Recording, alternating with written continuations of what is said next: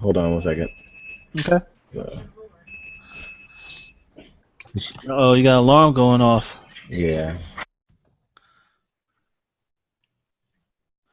Hope he doesn't have to evacuate. No, no, it's fine. Okay. All right. Okay. Starting the timer.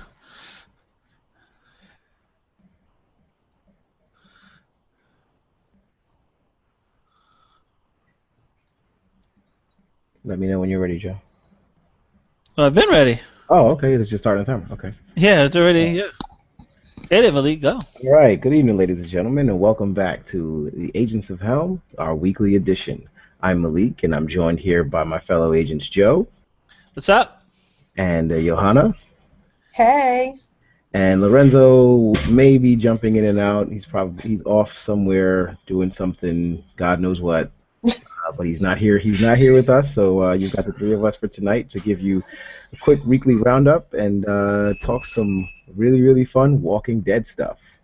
So before we jump into that and the meat of the episode, we're going to Joe and I got a chance to see Addicted over the weekend with our spouses. And Joe, you wanted to talk a little bit about the experience in the theater. So just to give people an overview, Addicted is starring the former Why Did I Get Married star Sharon Leal as Zoe Reynard. She's a woman living the perfect quote-unquote outward existence. She's married to her high school sweetheart. She's living in a beautiful house with two kids. She's got like a supportive mother, and she's an entrepreneur of like a mildly successful artist marketing and management company on the verge of major recognition. Everything's going well. However, there appears to be something missing, and through a chance encounter, she seemingly finds that missing piece in the arms of Quentin. I can't remember his last name. Canosa. Quentin Canosa, Canosa.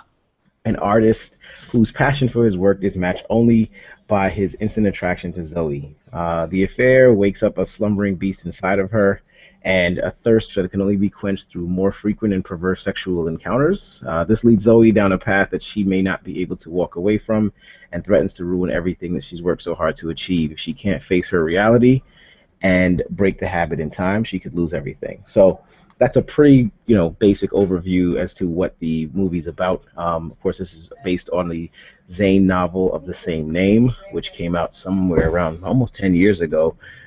This was Zane's first book and first widely released, first bestseller.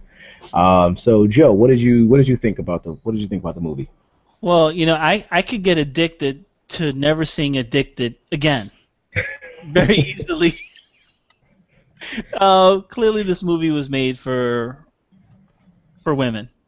That's no doubt about that. Oh, cool. The movie stars Boris Kojo, Tyson Beckford, and William Levy. So you got three heartthrobs in there, and they're all taking turns having sex with Sharon Leal. Basically, is what the movie's about. Um, it's funny, Malik, that you brought up. I know that Sharon Leal starred in Why Did I Get Married? It was Why Did I Get Married or Why Did I Get Married Too? Which one? Both? She was in both, yeah. She was in both. Okay. Yeah, this easily could have been a Tyler Perry film. A TP classic, baby. Yeah, this is easily. I'm shocked that he didn't do this film, but yeah, I mean, it's kind of like, I mean, it like I said, it's essentially those three guys having sex with Sharon Leal throughout the film, and her supposedly having. It's funny how only married people have suffer from or sex addicts when they go outside the marriage. You don't hear single people being diagnosed as sex addicts, right? So I mean, like, look at Tiger Woods. I'm sure he was a sex addict before he got married, right? And but it didn't seem to impact anything until he got busted after the marriage. So, I'm sure Sharon Leal was a sex addict prior to. They don't really get into it because in the movie she doesn't want to talk about her past until the end of the film, pretty much, where you see that she suffered a trauma at a very young age. She was raped but she was about, I guess, like 11 or something like that. She was raped by three boys in her neighborhood, Yeah. which contributed to her behavior now as a sex addict or trying to or please men or what have you. But yeah, I mean, the film never really gets into why at that point she decides to become a sex addict, or she always was but never acted on it. And they never really get into that, and I guess that's okay. Um, No, it's not, Joe. yeah, I Don't know, get. but I mean, No. for the sake of getting it over with quickly, it was Yeah. okay by me. Yeah, I mean, I think for me, like when watching this movie, like I'm struck by like a serious conundrum, and that conundrum is who do I blame for what's taking place in front of me, right? So, like, the problem here is I can't seem to comprehend what's worse, like the premise itself, or the execution of it by these actors and actresses. Like having not actually read the source material myself, and that's completely by choice, and not and like only going off the trailer and the buzz around like the Zane fans that I've encountered in my time since like the film's announcement on social media and just people that I know, in my everyday life. I had to assume that like in all of the books that she was written, this one was probably the best one of the stories to tell, right? And if that's the case, I'm glad I never opened the spine of this book, because, or any book that she's ever written, because there's so much wrong with this movie that at some point I just had to sit back and say, maybe this is really how it's supposed to be told, and that they're not messing this up because this was released. This was released widespread. This was released to the masses, and people out there actually, there's a production studio out there that said this is the depiction of what we read in this book, and that's a problem to me because my belief here is that uh, it's such a disjointed, as you mentioned, Joe. It's such a disjointed story. There's nothing's really explained. There's no character development. You barely know who any of these people are and why they end up in the situations that they end up in. And oh my God, I mean, I know Johanna, I know you absolutely love him, but I swear to God, William Levy, I think English is like William Levy's fourth language. I think he knows like three other languages, and English is like the fifth or fourth language that he learned as a kid, because the dude is his dialect is all over the place. No, Malik, a mistake. It's supposed to be sexy. It's a sexy accent. No, it's a It's short. It's it was Arnold Schwarzenegger doing Enrique Iglesias. That's what it was to me. That's what it sounded like. It was horrible. I was like, there was even a moment where I even turned to my wife and I was like, "Is this guy Spanish?" Because it doesn't even sound like his Spanish is real. But Spanish is real. Look, I just don't, in my opinion, I've never heard the man speak. I don't ever want to hear him speak. I don't need to hear him speak. The body and the face speak for themselves. Sometimes a this picture is movie's for worth. you, Johanna. This movie is definitely for you. I don't think I'm not into the other guys in it. It doesn't So, matter. I mean, it's really not so much Tyson Beckford or Boris Kodjoe. It's mostly William Levy. huh? It's mostly William I Levy. will think about it for eternity. Yes. Think about it. Yeah. Go check it out. I mean, I think Oh, when I did. I went back to the theater this weekend to go see the Alexander and the Terrible, Horrible, whatever it's called, No Good Day, and I was online. I went to the early show, like 11:20 in the morning, and I was online, and there were these three young ladies online at getting popcorn, and you know what they were going to see? Addicted. Oh my gosh. yeah, there's a second piece of this that I mean, Johanna, having you on the discussion now, I can actually ask this question and get a legitimate answer because asking a group of guys just doesn't make any sense. There's a so when there's a movie about if this was flipped, if this was reversed, right? If the lead character was a married man who um, clearly was an addict or just kind of he had the everyday life, and he was in love with his wife and everything, and because of this situation turns and becomes this sex addicted guy who sleeps around. The reaction of the women in the theater when Sharon Leal's character finally gets with William Levy was like, they were waiting for it to happen. They were anticipating this, right?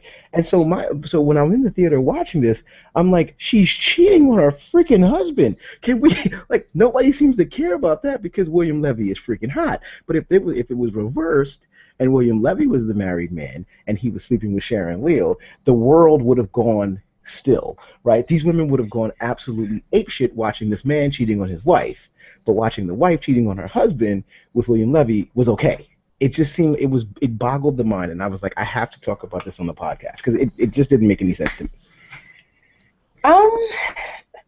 I think like part of it is wish fulfillment, right? Not wish fulfillment, like fantasizing, right? Like you're not probably going to cheat on your husband, but you might be looking for some mental excitement in your life. And William Levy is there, and the story it's all forbidden and hot, and I don't know where the sex addiction comes in there. That seems a bit like, what do I want to say? It just not extravagant. Like it's just exhibitionist. Like no, like it's that part. Like I kind of don't understand because I don't think most women. I guess a lot of women fantasize about being uninhibited, right? And I don't know like how quote unquote perverted the acts were that she did. They were not perverted at all. She was just having sex. From what my wife tells me, they're more perverted in the book, but I can only go by what I saw on screen. It was not perverted at all. She was just having sex with people that weren't her husband. That was pretty much the perverted part of it. Yeah. I mean, I think it's similar to the 50 Shades of Grey thing, right? Like women are having these fantasies about just being uninhibited and doing these things because they've never tried them or they don't feel like they can bring them up with their partner. I think it's like I said, it's like a wish fulfillment thing. And when a man does it, the thing is, you're placing yourself in those shoes, right? Sharon Leal is having sex with all these beautiful men. You're putting yourself in her shoes. This guy is is cheating on his wife, and so either you're in the place of the wife, but if the wife is portrayed negatively, then you're in the place of the mistress, and then it's all hot and forbidden and whatever. Yeah, I was watching it. I was just kind of like, this is just it boggled the mind at how easily adultery is accepted on screen from one side to the other, right? And that had the husband been cheating on the wife, it would have definitely rang a completely different tone. I mean, is it different for guys? Like if you see a Well, I'm saying I don't think like to me it didn't bother me. I didn't really care one way or the other. I mean, I'm there to watch the story and watch it unfold. I kind of already know what it's about, so watching her fall for this guy, like I was more kind of just confused about how quickly she fell for this guy. She's been married for like 20 years, and this guy just pretty much, he didn't even kick any real game to her. Like it wasn't even.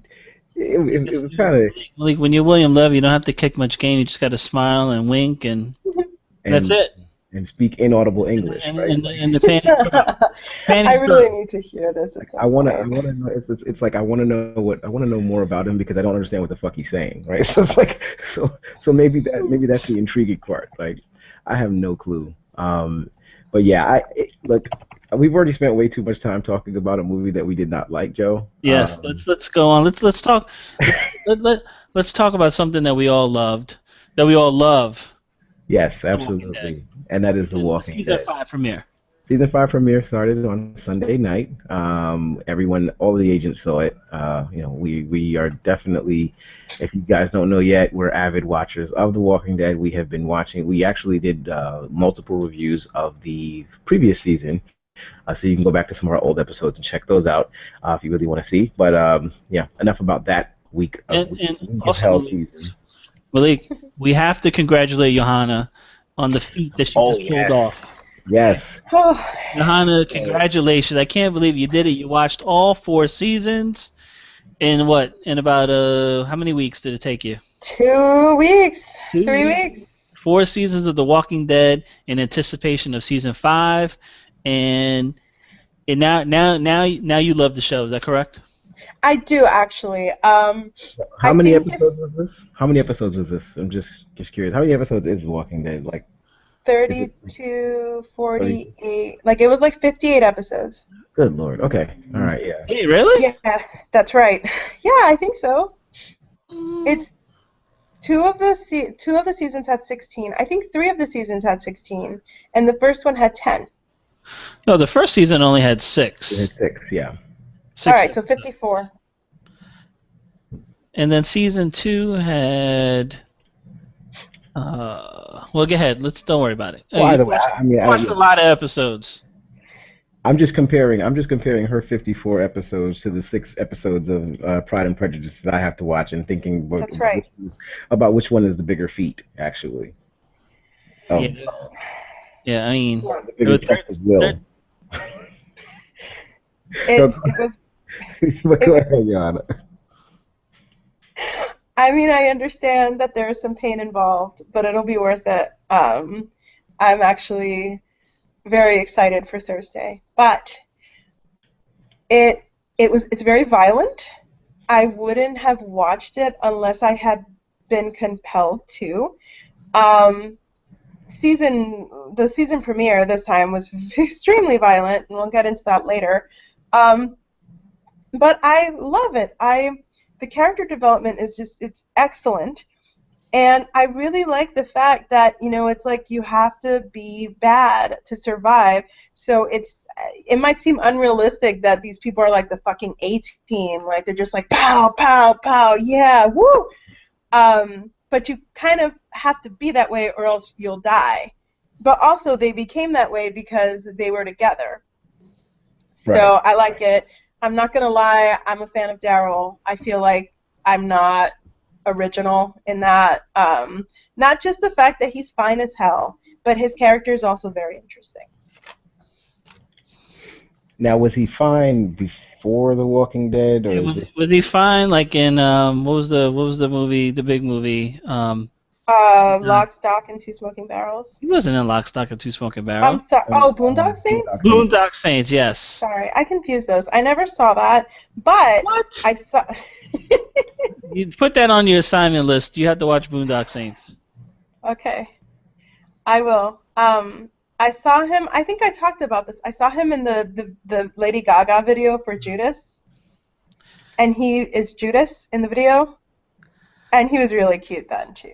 So, but I like the character a lot. I like what they've done with him. He reminds me of. I know you guys haven't read The Secret Garden, okay? But there's this little boy in Secret Garden who like talks to animals and knows everything about nature, and he's like very innocent. He's supposed to like represent the innocence of nature or whatever, and Daryl reminds me of him. He reminds you of a little boy? Man, what kind of fantasy are you having over here, John? Anyway. And he's super sexy, and he reminds you of a little. How about an adult version of that character? All right. Okay. Oh. Let's jump into the season 5 premiere before this gets any crazier. So I mean, so what you guys? So Joe, what are your takeaways from the premiere so far? All right, season 5 started out with a bang. I mean, it was right from the beginning, from the moment the Walking Dead theme starts to the end of the show. It was like on the go, fast paced, and just the way I like it. So clearly they start with Terminus, right where they left off at the end of season 4, with them trapped in what was that? What do you call that? Like a train? Well, it's not a train car, but what was it? What do you call that? Oh yeah, similar to a train car. I think it's a train car. Yeah, well, they're trapped in the train car, and these people at Terminus are pretty much gonna eat them, right? They're cannibals. They're fattening them up, I guess, and then they're gonna eat them. And Rick and the rest of the A team, or as Johanna likes to call them, the A team, trying to figure a way out. So clearly they get out of here. What I like most about this episode is that we only got one episode of Terminus. In the past, I would have thought that I went into the opening of season 5 thinking that we were going to have like a minimum of 4 episode arc of them trying to escape Terminus, and I love the fact that they did it all in one episode, and the way it was done. Carol coming out of nowhere to save them. I thought it was done really well, and I hope the season can continue this way and it doesn't fall into the traps that we've seen in the other seasons where we get stuck with like 3 to 4 episodes of filler. So I hope season 5. They promised that season 5 was going to be gorier, faster paced. So we definitely got that in the first episode. So that I was glad to see. Yeah, I think that the episode itself starts out, like you said, it starts out really fast paced. There's a really interesting scene in the very beginning. To me, like one of my favorite scenes at the beginning is the very beginning when the when the guy comes when they're killing all of the other the people from, like, I guess Cargo Bay D or whatever. So they get 4 people from A, which is our heroes or our survivors, and then they get 4 other survivors from like Cargo Bay D or whatever, and they line them up, and they're on their knees and they're killing them. And there's the scene when the guy first comes out and he's having that conversation with Joe is what he's, I can't remember the guy's name. The guy played by Larry Gilliard. Bob, there you go. Bob, okay. Oh, Bob. Having that conversation with Bob, and Bob is like telling him, "Hey, we have a cure and all this," and you can tell, like, in that conversation, you can tell, like, these people at Terminus, whatever has happened to them, they have now accepted that this is the life that they're going to live, and they're not looking for any other type of salvation. They're not looking for any other type of explanation to their situation. This is what they do, and this is what we are. We have a system, and we're going with it. And it's to me, it was just great to see because, you have this group of, certain of people who have kind of, Rick and his crew, they're always changing. Like, they're constantly changing the way, what they deem as the right way to survive, right? And Johanna, you've probably seen this from since you've been watching the entire run of the show. Like, first there's this instance where they're kind of considering whether or not they should stay with Herschel on the farm and, like, they live this farm style life, right? And then that goes to shit, and then they have to go somewhere else, and then they're in the prison, and there's that whole, can we live with the governor's people and all of that? Well, yeah, these Terminus people had one bad thing happen to them, and after that one bad thing, they were pretty much like, fuck this. From now on, anybody that comes here, we're taking them out. We're not accepting that there's a different way to live. This is our way, and this is how we do, right? And so, in a way, it's kind of fucked up that I didn't want them to lose, because this is kind of their way of life. This is the way that they've accepted, and because of the characters that they're attacking, they have to die, right? So I felt, especially when that woman is explaining to Carol midway through the episode about what has happened to them, and, like, when this is the decision that they've made about their lives, I kind of felt for them, because I felt like, hey, this is an apocalypse. This is the apocalypse. How is my way of living any different or any better or any worse than your way of doing it, right? And I mean, there are several, points almost to, like, echo that idea. There's these certain points in the episode where you see members of the A-Team, I'm not going to stop calling them that, do acts that are kind of really brutal and could maybe be put on the same plane as them eating people. Like, Carol, just kind of opens that door and, like, lets, like, 50 zombies. Well, that whole herd of zombies come through. That whole herd, and then also she, exploded the gas tanker, and there's that one scene where Rick, they've killed someone in, like, the slaughter room, and they're like, Daryl's about to put, like, knock them over the head so they don't turn, and Rick says, let them turn. So you're going to compare that to eating people? I'm not going to compare that to eating people, but I guess what I'm trying to say is that we do see these acts of brutality that are done by sort of the protagonists, like people that we're rooting for, and just kind of, like, cement the idea that recurring idea of you're either the butcher or you're the cattle.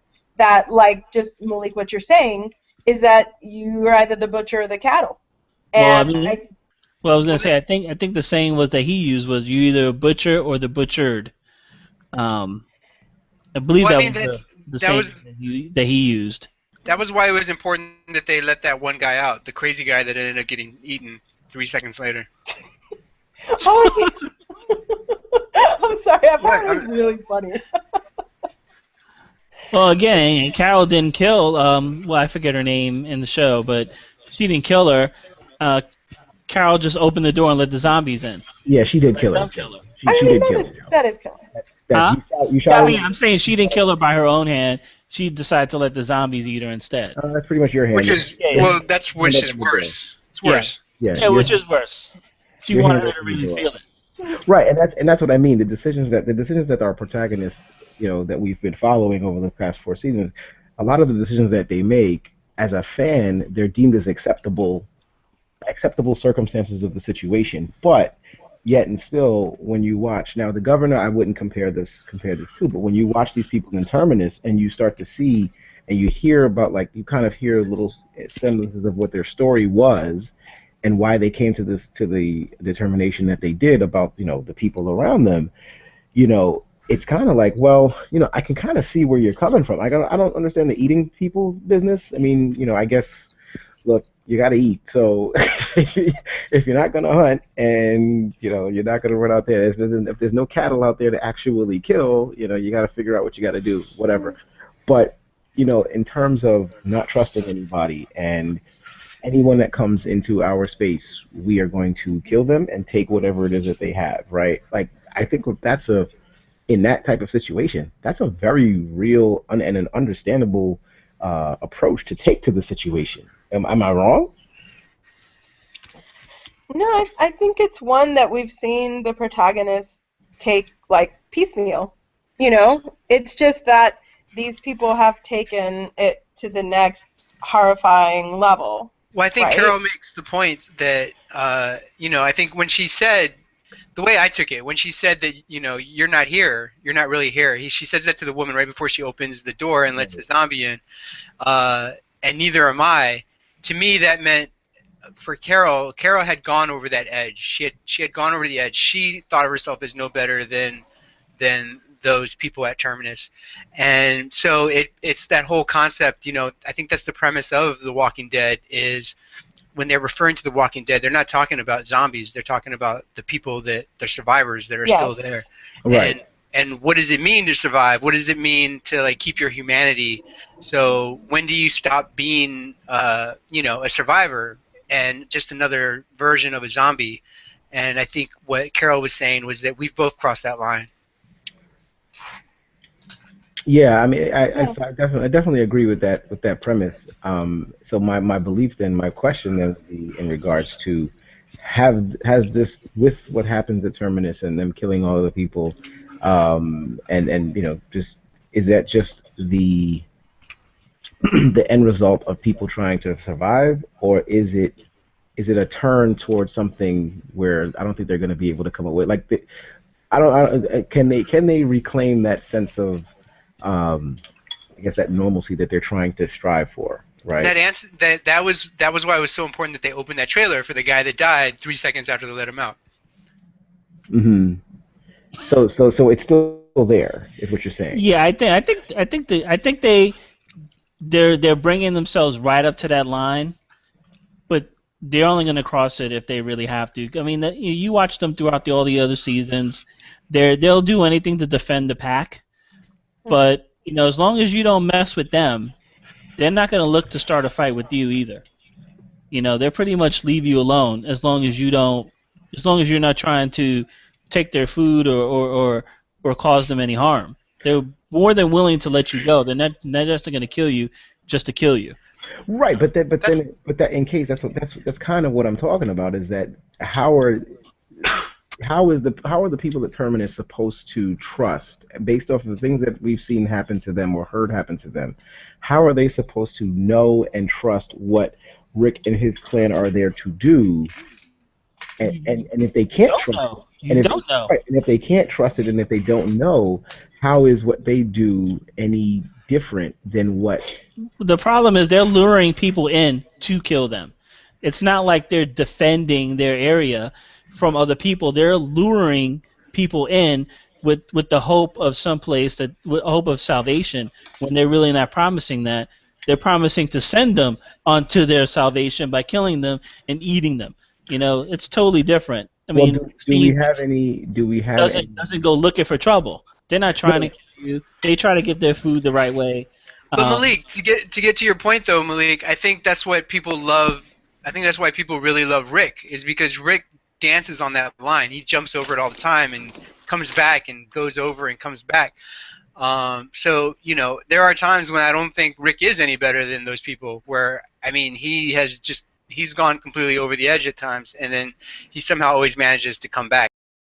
I think that's one of the reasons why they kept his daughter alive in the TV show, to give him like another thing to bring him back over the edge. Because if you remember, he was wanting to go. He would have sent them all back into the fray and killed every last one of the Terminus people if it wasn't for the fact that his daughter was there, and I think she was the one that brought him again back over to the light side or whatever of that line.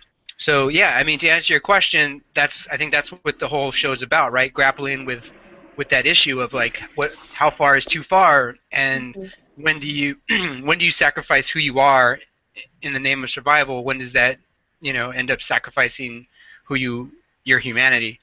Right. It just seems like everybody they run up against has crossed the line. The governor, these people at Terminus, they've all crossed the line. And all they do is just pretty much lure people in to either control them or to kill them. There is a lot of luring in this series. I guess when you said that, I was thinking about that Irish lady, the really creepy Irish lady that like lures Rick into the campground, and he has to kill her. But at the same time, she does lure him in, and there's that deception factor. Yeah, it's all over the series. It's all it's about everybody trying to everybody they come up against is always deceiving them into believing that they're good, and then turns on them. And that seems to be like the theme everywhere they go. And granted, they did pick up a few stragglers here, like Abraham and his crew have joined forces with them, but it's only because they've lost so much. They have to keep replacing these people, and then it just like it happens in the comic book. I mean, it's they lose people, then they like recruit other people. So and that'll be ongoing, I'm sure, in the TV show as well.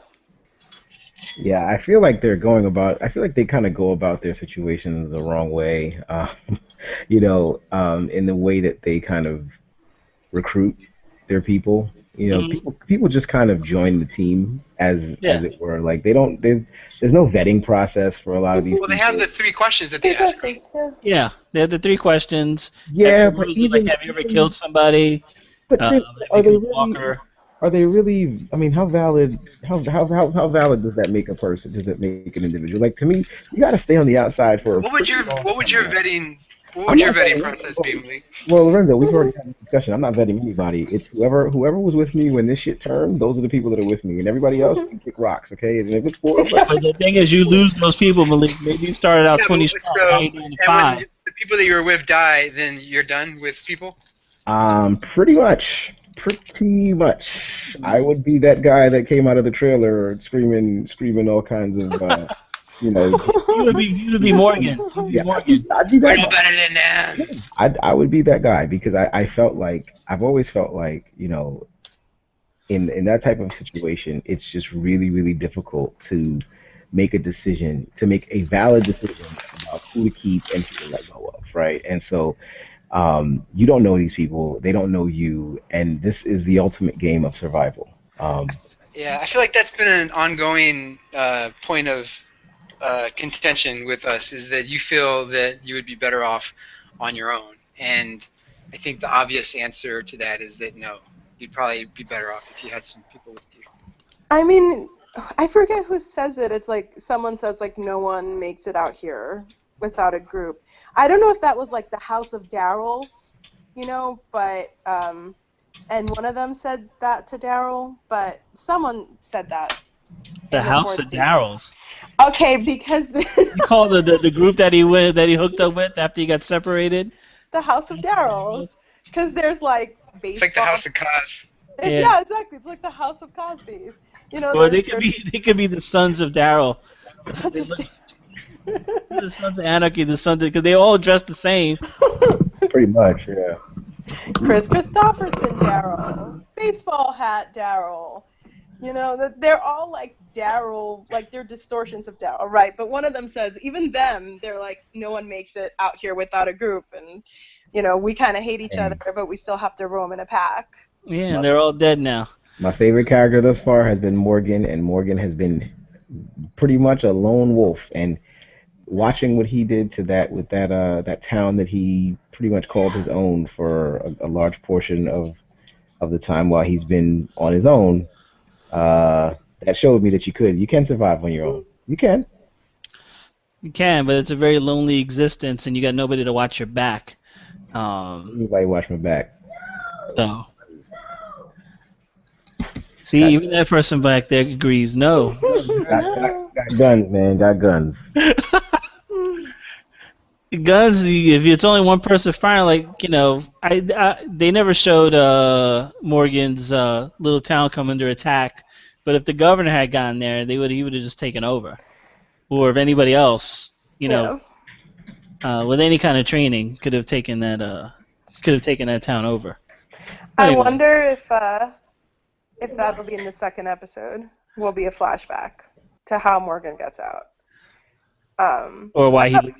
Why he left, yeah. I'm not sure how I feel about that at the moment, but maybe he just got tired of writing on the walls. Maybe he ran out of wall space. He ran out of wall space. He was like, everything was clear. I gotta go. There's no erasers. I gotta go. I gotta go get a dry erase board. That'll fix it. But I guess Lorenzo, we didn't get your full take on episode 5. What you thought of it? I mean, episode 1 of season 5. I guess he left us again. All right. I didn't get to give my full take. Oh, I'm sorry, Johanna. I thought you did. Go right ahead. I mean, I've been talking, but I don't want to belabor anything anybody has already said. Carol is the baddest bitch alive. Yeah, she knows how to aim a freaking rocket, a firecracker. Yes. I mean, she knows pinpoint accuracy with a rocket. I hate to say it, but Michonne will always be my favorite, but Carol kind of out-Michonne this episode. Just, the entrails and everything, it was really cool. As I was telling you guys earlier, it was definitely it definitely hit my gore limit a few times. But the story, I kind of kept plugging through for the story and the characters. It is definitely the goriest thing I've seen from Walking Dead. Where was I going with the gore stuff? It was just really good. It was nonstop action, and I think in a lot of ways the writers gave us some of what we wanted, right? We wanted everyone to come back together. I mean, come on, nobody wants a dead baby. We all wanted Judith to live. And Carol was badass. Damn, Joe. That's cool. Some people feel that way. Well, it's like what that guy said. It's like having an anchor when you're stuck in the middle of the ocean. Exactly. Yeah, saving an anchor. And I mean, don't get me wrong. If it was my kid, of course not. But for the story's sake, like I told you guys before, I don't want that every time they're stuck in a situation we have to worry about the baby crying. They're gonna make that a big deal. I think it just gets tired after a while. Or have it be, someone this episode, someone's trying to kill the baby, because that's really cheap. If that's the constant fallback, is let's try to do something to Judith to elicit audience reaction. Can you duct tape a baby's mouth, or will they die? I mean, I think you can. Yeah. I think you breathe through the nose. As long as they don't have a cold, Lorenzo, I think you're okay. If they have a cold, you can do some nasal spray. I can't believe I'm helping you with your theory, but yes. I'm just wondering. because you know, I mean that's a thing in different movies and stuff where they killed they'll smother the baby to keep it quiet, and I wonder why they just don't cover its mouth. Well, some actually in some instances, depending upon their age, babies don't know. Like some babies don't know that they can breathe. They only breathe through one apparatus, either their mouth. They're like most babies, like Yeah. young, they breathe through their mouths because they don't comprehend the breathing through the nose piece yet. That So used to make Aviva cry. that's why a lot of babies have their mouths open all the time. So Babies are so stupid. if you stop that, they won't know that they can breathe another way. They'll die. But I mean, to be fair though, also like Judith is what? Like she looks like she's like 18 months old at this point. Maybe a year old. She knows how to breathe out of her nose. She's been around the way. She knows. Yeah, I mean, been in an apocalypse long enough. Seriously, like she has seen some shit, and she can't even walk. She has a pretty good idea when to shut the hell up too. Yeah, I think so. She has enough post-traumatic stress that she'll be quiet. Absolutely. What else? Yeah, like I cried for like the last 4 minutes basically. Where everyone gets together. Morgan, I mean, that's gonna make for an interesting episode, next episode, if not season. What? And yeah, one of my favorite parts was the part where they're all in the train car and they've got their little projects. Like they're all like making their weapons, but they look like they're in a knitting circle. Like they're just like, let me make some weapons so I can shank somebody. Yay. But yeah. Yeah, using the chain from the watch to carve the wood out. Yeah. So did Michonne lose her samurai sword? They put it in the bag. They put what's his name said they put it in the bag. Oh, that's good. Rick said there wasn't. Yeah, they put it in the bag and they buried it. So she. No. The red machete. He said there was a red machete with a machete with the red handle, but he never said anything about a samurai sword. Yeah. Okay. So maybe they probably she probably did lose it because they took it. They did. I remember they took their weapons from them when they first got. Yeah, I mean it seemed like it. Yeah, it was. I would have assumed. Like I'm wondering why Carol didn't find it. You know, like it seems like that would have. She found Dale's crossbow. But there was like a bunch of crossbows there too. I think she just grabbed one. But you know what I'm saying though. You know, like that would have been the opportunity for them to return. For, you know, from the writer's point of view, that would have been their opportunity to return Michonne her samurai sword, but they didn't. So I'm wondering if you know, it's going to come back around in some other way. That makes sense. They could. I mean, I think my favorite part of the episode was the scene, and I cracked up laughing. It was the scene when the zombies are attacking the Terminus people, and the Terminus people are like just mowing them down, like they're just walking. They're walking down this like one corridor, and they're mowing down all the zombies, right? And Rick and I can't remember who was with him. They're standing there and they're watching. It's them just Rick, out. Yeah. It's right? Rick, Daryl, and Glenn. And Rick decides that this is the perfect opportunity. He runs out.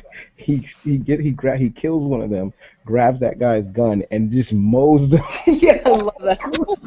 And I was like, they weren't even looking at you. Like they were not a threat to you at that point. They were not a threat. To you. Rick was like, "Fuck this! I'm killing them all." Like, yeah, they held him captive. He wanted some justice. It might not even been the guy who did it. Like, well, I don't think it was even that. I mean, it was probably that, but I think also they were in his way. They were like, you know, they had guns. They needed guns, and if they saw them, they would probably kill them. Right. So just kill them first. He said that. Just kill them first. They would do it to you. Yeah, exactly. Yeah. No, I found that it was one of those hilarious moments. Yeah. There was not going to be no democratic way out of that situation. You were either killing them or you kill or be killed. Yeah. Well, clearly, those people at Terminus, they had that mindset, and I guess like the one thing that you learn is that when you're in this situation, you know, you can be nice, but only for so long until it's time to clip up and start taking people out. Yeah. So we're going to be, you know, like we said before, we're going to just be reviewing every episode of the season as we go along. So you know, fans, stick with us while, you know, we go one by one every week and touching on these episodes and then telling you guys what we're thinking about it and our reviews. And feel free to post either on any of our social websites or post on the YouTube post of this video or anything along those lines. What about the episode intrigued you, and what you'd like to see in this season of The Walking Dead. We'll be definitely looking forward to your responses, and then we'll take some time to answer some questions or any feedback on our episodes. So let me just say one other thing. So I know I joined a little bit late, guys, but this is Lorenzo. So the music that played us in is actually from a band entitled Sally, and I got to meet one of the musicians from the band, who's also an excellent artist by the name of Kristen Gunsnick, and so it's her music and the band Sally's music that's going to be taking us out. Great. All right. I look forward to hearing it when we add it into the. Well, if you listen right now, you can. Everybody just listen. You can hear it. Slowly creeping up. Slowly creeping up. It's coming in. It's fading in. Fading in. All right, there we go. All Sounds right. awesome. Sounds amazing. Yeah, this is some good stuff. Well, that's it for tonight. Ladies and gentlemen. For Johanna, Lorenzo, and Joe, I am Malik. We are the Agents of Helm, and we'll be back on Thursday with a brand new episode hosted by Johanna, and it is the. Are we keeping it a secret, Johanna? Yeah, I think we should. Yeah, let's. I mean, Tune in, yes. tune in to find out. There have been innuendos, but we do not have to spoil anything for anyone. It's just gonna be good. Just listen. It'll be good. Just listen. Just listen. That should be the name of the episode. Just listen. Just listen. It's gonna be good. Classified. Yeah, just listen. I promise it's gonna be good. I feel like that's what I said to each of you in order to agree to do this show. Oh, man. Just watch. Oh, that Mr. Darcy. Oh! Spoiler alert. Classified. Fix it in post, Lorenzo. People don't know who Mr. Darcy is. You never know. They will very soon. They will very, very soon. So we're heading out. Have a good night, everybody. We'll see you guys later this week. Good night. Later.